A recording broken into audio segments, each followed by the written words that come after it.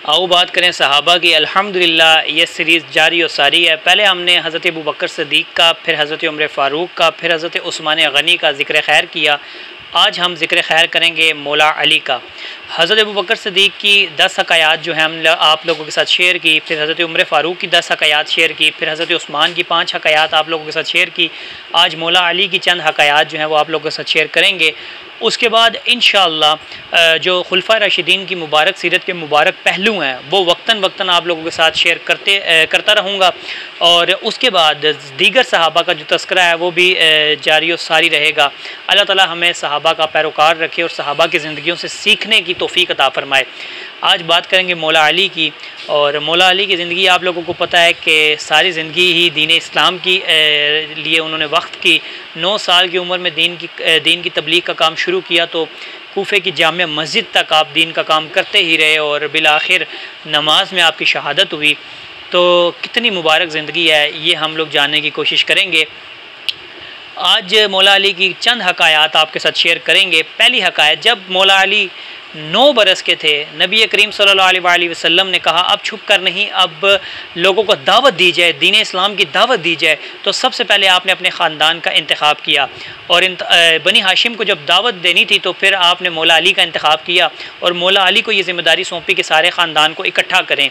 तो मौला अली फिर 9 साल की उम्र में जो है वो इस काम में, दीन के काम में जो है 9 साल की उम्र में निकले और सारे बनी हाशिम को इकट्ठा किया। फिर बनी हाशिम ने, नबी अकरम ने जब उनको दावत दी तो उन्होंने दावत मानने से इनकार कर दिया, क्योंकि अरब किसी की ग़ुलामी बर्दाश्त नहीं करते थे और बज़ाहिर उनको ये लग रहा था कि ये जो दीन है ये हम ग़ुलामी इख्तियार कर रहे हैं, हम अल्लाह की ग़ुलामी इख्तियार कर रहे हैं। बज़ाहिर उनको समझ नहीं आ रही थी, तो इस वजह से उन्होंने साफ इनकार किया। लेकिन मौला अली खड़े हुए और नबी अकरम के सल्लल्लाहु अलैहि वसल्लम के हक़ में जो है वो एक बयान दिया।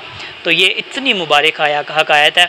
और इसके साथ साथ फिर आप देखें कि हिजरत का सफ़र हज़रत अबू बकर के साथ नबी अकरम जाते हैं तो सोया कौन? हज़रत अली रज़ी अल्लाह ताला अन्हो उस बिस्तर पर सोए। फिर हिजरत की, फिर उसके बाद ग़ज़वात का एक सिलसिला शुरू होता है। बदर हो, ओहद हो, खंदक हो, खैबर हो, हर जगह हमें मौला अली नज़र आते हैं। और इसी के साथ जो है वो आपको ग़ज़वा खंदक का एक वाक़या सुनाते हैं कि जब मरहब खंदक पार कर आया तो उसने बड़े जो हैं वो अंदाज से पुकारा कि है कोई मेरे मुकाबले का। तो और बड़ा उसने, वो ज़ाहिर है वो 1000 बाज़ रवायात में आता है कि 1000 पहलवानों को वो चट कर देता था और धूल में उनको चटा देता था। तो उसके मुकाबले में कौन आता? बड़े बड़े शाहसवार खड़े थे। लेकिन मौला अली नबी अकरम सल्लल्लाहु अलैहि वसल्लम की मिन्नत करे कि या रसूलल्लाह मुझे जाने दें, ये बार बार पुकार कैसे रहा है, मुझे जाने दें। और फिर जब मौला अली आए तो उस मरहब ने कहा कि बच्चे तू कहाँ आ गया? उसने अपनी तरफ से बच्चा समझा और इस तरह के अल्फाज का जो है उसका चुनाव था। तो आगे से मौला अली ने फरमाया कि मेरी माँ ने मेरा नाम हैदर रखा है, तू फिक्र ना कर, तू आ, तू मेरे साथ लड़। तो फिर दुनिया क्या देखती है कि मौला अली का एक ही वार था, वो सर से चीरता हुआ उनकी जो तलवार थी और वो उस मरहब के 2 टुकड़े हो गए। तो इस तरह की जो हैं वो वाक़यात हमें मौला अली की सीरत से मिलते हैं। और इंशाअल्लाह जब मुकम्मल सीरत खुलफा राशिदीन की आप लोगों के साथ शेयर की जाएगी तो उसमें इस तरह के कई तस्करे जो हैं वो आप लोगों को मिलेंगे। अभी 2 हकायात हुई हैं, तीसरी हकायात आप लोगों के साथ शेयर करेंगे। जब मौला अली रज़ी अल्लाह ताला अन्हु को एक बार एक बड़ा ही खूबसूरत वाक़या है, राह चलते एक सिक्का मिला और उस वक्त के वो पाकिस्तानी जो हैं इस वक्त, एक उलमा से मैंने सुना था कि ये 10 से 20 रुपये बनते हैं उस वक्त के। तो वो सिक्का मिला तो उन्होंने नबी अकरम से इजाज़त ली और कहा कि मैं इसको इस्तेमाल कर लूँ। तो नबी अकरम ने कहा कि इस्तेमाल कर लो, अल्लाह की तरफ से आपको इनाम मिला है।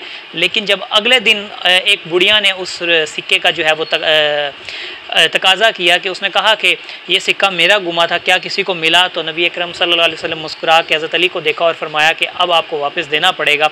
तो इससे एक और चीज़ जो है वो क्लियर हो गई है कि अगर आपको कोई ऐसी चीज़ मिल जाती है जो आप लोगों को, आपको लगता है कि मैं ये चीज़ अभी इस्तेमाल कर लूँ, बाद में मैं ये अदा कर सकता हूँ। मतलब अगर आपको इतनी रकम मिल जाती है 5000 रुपये तक, जो आपको लगता है कि वो आप रकम अगर कोई बाद में इसका तकाज़ा करे तो आप उसको अदा कर सकते हैं, तो वो आप अल्लाह का इनाम समझकर उसको खर्च कर सकते हैं। ये मसला समझ आया। लेकिन अगर उसका हकदार आपको नज़र आ जाए फिर आपको उस हकदार को उसकी चीज़ देनी पड़ेगी।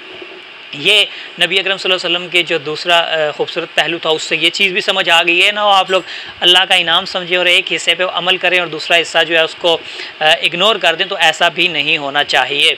तो ये थी चंद हकायात जो हैं हज़रत अली रज़ी अल्लाह ताला अन्हो की मुबारक, और इंशाअल्लाह अल्लाह ताला हमें तौफीक दे, हम सहाबा का जो ज़िक्र खैर है वो जारी और सारी रखेंगे। अगली सीरत जो है वो किसी सहाबी की हम लोग आप लोगों के साथ शेयर करेंगे। आप लोग कमेंट में बताएं कौन से सहाबी होने चाहिए। तो मिलते हैं अगली सीरत किसी सहाबा की सीरत के साथ। तब तक हमें दीजिए इजाज़त। अल्लाह ताला आपको और मेरा हामी और नासिर व जज़ाकल्लाह।